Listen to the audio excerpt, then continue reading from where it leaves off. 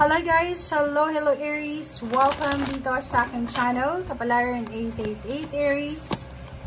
Alamin natin kung anong messages, vibration, gabay energy para sa lahat.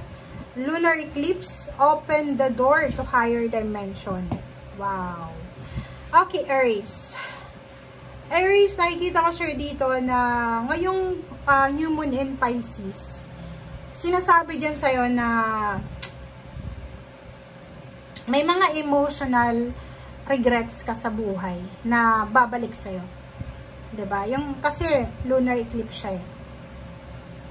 Sinasabi sa'yo dito na kung marami kang regrets sa buhay, lalo ngayon na new moon, kailangan mo na siyang i-let go. Kailangan mo lang i-set aside yan. Dapat yung ano mo, yung face mo, facing ka na forward, movement forward. Huwag ka na, pataas na eh, 'di ba? Sinasabi sir dito na huwag ka nang mag-aksaya ng oras sa nakaraan, natapos na 'yon, nakaraan na, hindi mo na pwedeng maibalik. Mag-focus ka ngayon, buksan mo ang sarili mo sa mga pagbabago na pwedeng mangyari sa buhay mo na pwedeng makatulong sa iyo para mag-improve ka, pagkaroon ng growth, transformation, will of change talaga. Wheel of Fortune, diba? Nako, Aries. Kasi full na full yung moon dyan eh. Ibig sabihin, may kailangan ka na talagang tapusin. Ibig sabihin, may kailangan ka na talagang gawin. Okay? Ibig sabihin, may kailangan ka ng alisin. Kasi completion na eh. Pag eclipse na siya, ibig sabihin, completion na. Diba, kompleto na. So, tapos na yon, nakaraan na, move on, move forward. Yun yung importante sa ngayon. First card mo is Queen of O. Same din. Similar siya. Oh, ganda. Ow. Okay. Aries. Tingnan mo yung baraha mo dito. Queen of Swords. Ang Queen of Swords, siya yung may pinagdadaanan siya na talagang mabigat sa buhay niya, sa physical, pwedeng health, or mental health, psychological, or pwedeng may mga restrictions, may mga regrets, may mga ano siya eh, mga bagahe. Etong Queen of Swords na to, marami siyang bagahe sa buhay niya na ayaw niyang i-let go. Five of Swords, sinasabi sa'yo nga na open the door to higher dimension. Five of Swords, let go, let God, let it flow. Mahirap i-let go kung komportable ka na dyan. Bisyo ba yan? Relationship? Ano ba yan na sitwasyon na kahit sobrang toxic na ayaw mo pang i-let go? Dito sinasabi sa'yo na oras na para i-let go mo yan. Princess of Pentacles, Queen of Torches, Eight of Swords. So, restrictions talaga to.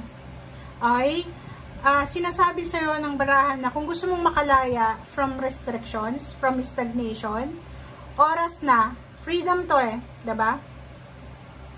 Nakikita ko sa'yo dito na, sorry pero Aries, kung may mga Aries sa inyo na masyado kayong nakafocus sa pera, hindi naman sa sobrang materialistic, pero sobra kang wise, diba? Hindi ka masyadong emotional, and napakatuso mo. Diba? Yung parang mas ano yung utak mo kaysa sa puso, mas matimbang. So nakikita ko sa'yo dito na kung pera yung bibigyan mo talaga ng importansya dito sa mundo, ma-outbalance ka talaga siya kasi imbalance siya. Okay? Dapat kailangan balance yung emosyon tsaka yung pera, yung financial, and at the same time dapat meron kang spiritual dyan sa gitna or sa tuktok ng financial and emotional. Dapat sa center niyan, spiritual. Okay? Kasi wala pa akong kilalang tao na yung parang wala silang spiritual na paniniwala pero sobrang milyonaryo, bilyonaryo. Wala akong nakikita. Usually yung mga ganyan na wala silang spiritual connection, yung hindi naniniwala sa Panginoon, sarili lang nila pinaniniwalaan nila. Minsan yun baluktot yung utak nila. Or parang yung iba yung nila, iba yung mindset, iba yung aura. So, sa'yo, sinasabi sir dito na kung talagang gustong maging maayos yung takbo ng buhay mo, balanse ang kailangan mong gawin. Balansehin mo kasi yun lang yung kailangan mo sa ngayon. Okay? And yung mga regrets mo na yan, yung past mo na yan, kailangan mo na yung iwanan sa past. Iwanan mo na yan sa kahapon mo. Okay? Para magsimula ng bago. Okay? Sayang yung oras. Sayang yung energy mo. Sayang yung pagkakataon. Okay. 5 of Earth. Tingnan mo. Ang nakikita ko sa'yo dito, nakakaloka to. Aries. Isa sa dahilan kung bakit ka hindi maka-move on sa past mo. Kasi, posible na problema sa pera. 'Di ba? Parang may problema ka sa pera. Or parang alibay mo yon na kaya ka nakakagawa ng hindi maganda kasi dahil sa problema sa pera. Pero kung ako sa'yo, gamitin mo yung 2 of Air. Yung 2 of Air kasi yung pag-confuse ka, diba? Hindi mo alam kung ano yung decision mo. Gamitin mo to, 5 of Earth. Gamitin mo siyang parang rason para tumigil. Okay? Like, i-pause mo muna. Huwag kang gagawa ng decision. Kasi pag gumawa ka ng decision na ganito yung situation mo, wala ka nang pera, nag-aaway-away pa sa paligid mo, hindi mo pa maintindihan yung nangyayari sa paligid mo, tapos gagawa ka ng isang decision na hindi maganda, ikaw ang kawawa nun. Okay?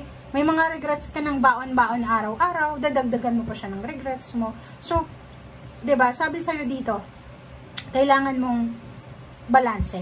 Hindi sobrang talino, hindi sobrang emosyonal. Doon lang sa pinaka-middle. Okay? Page of Fire, 7 of Fire, and Temperance. Oh, yun.